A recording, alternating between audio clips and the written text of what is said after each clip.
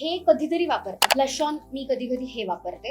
हे वाला जे आहे ते मी मागवलंय. मला लिपस्टिक्सचं खूप वेड आहे. ह्याच्या ना ऍप्लिकेशनवर आहे. तू कमी लावलंस तर त्याचा रंग वेगळा येतो, तू जास्ती लावलीस तर मग त्याचा रंग वेगळा येतो. पूर्वी मी जेव्हा मेकअप करायचे तेव्हा मला हे तर काही माहितीच नव्हतं की ब्लश ऑन वेगळं असतं किंवा कन्सील करावं लागतं.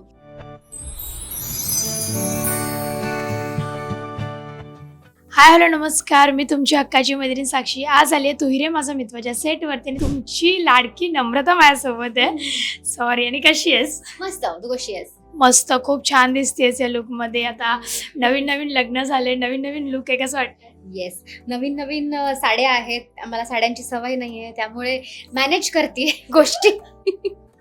ओके. खूप जास्त हेवी मेकअप, रोज सेटवरती मेकअप चालू असतो. कसं स्किन केअर सुरू आहे? स्किन केअर तर मला नॉर्मल, माझी खूप ड्राय स्किन आहे ॲक्च्युली. त्यामुळे मला डर्मॅटोलॉजिस्टने जे प्रोडक्ट्स दिलेत तेच वापरावे लागतात. आधी तर मॉइश्चराईज करावं लागतं. त्याची नावं पण एवढी हाय फंडू आहेत की मी घेऊ पण नाही शकत इकडे, मला आठवतच नाहीत. सो ते असतं, मग सनस्क्रीन असतं, मग त्याच्यानंतर बेस लागतो, मग त्याच्यानंतर बाकी सगळं असं सगळं. सो तू एवढी गोड दिसते स्किनवरती, तर मेकअप कसा करतेस आणि मेकअप बॅगमध्ये काय काय आहे तुझ्या?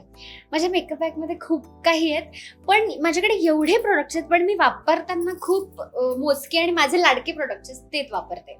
आणि खूप मिनिमल. ॲक्च्युली इकडे आम्ही एवढा हेवी मेकअप नाही करत, पण मला आयब्रोज अशा फार छान नाही आहेत, खूपच लाईट आहेत. त्यामुळे मला आयब्रोज मात्र ठणठणीत ठळक कराव्या लागतात. सो ही माझी व्हॅनिटी बॅग आहे, तुम्ही बघू शकता.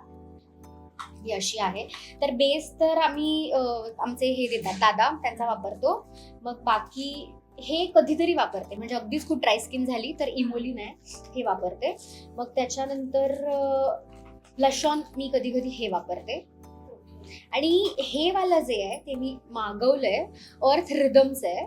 सो बेसिकली ह्याच्यात 3 शेड्स आहेत. हे आहे, उघडत नाही, हे आहे, ही शेड आहे आणि ही एक शेड आहे. सो मग मी मनात येईल ती शेड ब्लश ऑन वगैरे लावते. आणि बाकी काय नॉर्मल, काही असं खास.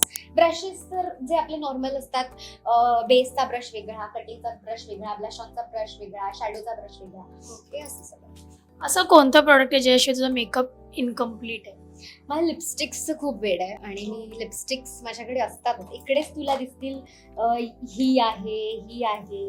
नंतर मी मॅक इकडे वापरत नाही. मॅक कसं फार एकदम इम्पॉर्टंट असं काही असेल तर मॅक वापरते. नाहीतर मी सध्या ही वाली शेड वापरते, ज्याचं नावही गेलेलं आहे आणि मला आठवत नाही आता त्याचं नाव. सो ही अशी शेड आहे. Nude pinkish. सो ह्याच्या ना ऍप्लिकेशनवर आहे. तू कमी लावलंस तर त्याचा रंग वेगळा येतो, तू जास्ती लावलीस तर मग त्याचा रंग वेगळा येतो. ओके. असं.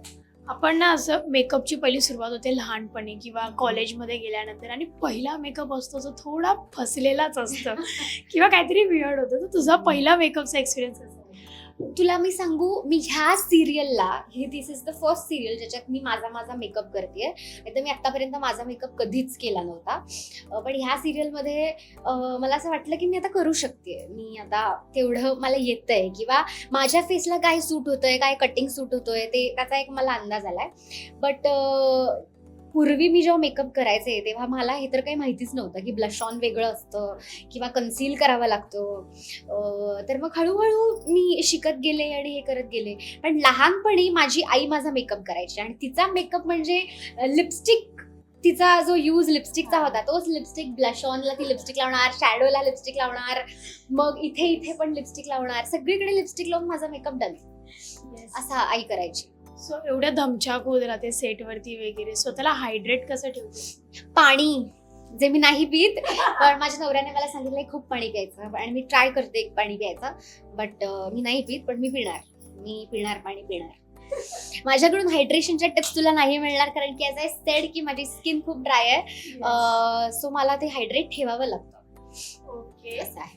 सो आता साड्यांमध्ये तुला रेग्युलरली यूज टू व्हायचंय, सो त्याच्यासाठी कसं तू स्वतःहून साडी नेसतीयस की? हा मी साडी नेसते आता, बट माझी एक अट होती, ह्यांना मी सांगितलेली की मला खूप पातळ साड्या हव्या आहेत, अजिबात अशा जरीच्या किंवा अशा फुगणाऱ्या साड्या नको आहेत. सो त्यांनी ती अट माझी मान्य केली आणि आता माझी अशी ही साडी आहे.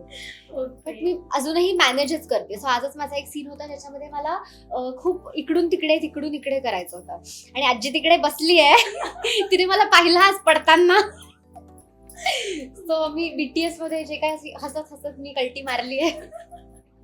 सो या managing. Okay, thank you so much. खूप छान वाटलं तुझ्याशी गप्पा मारून.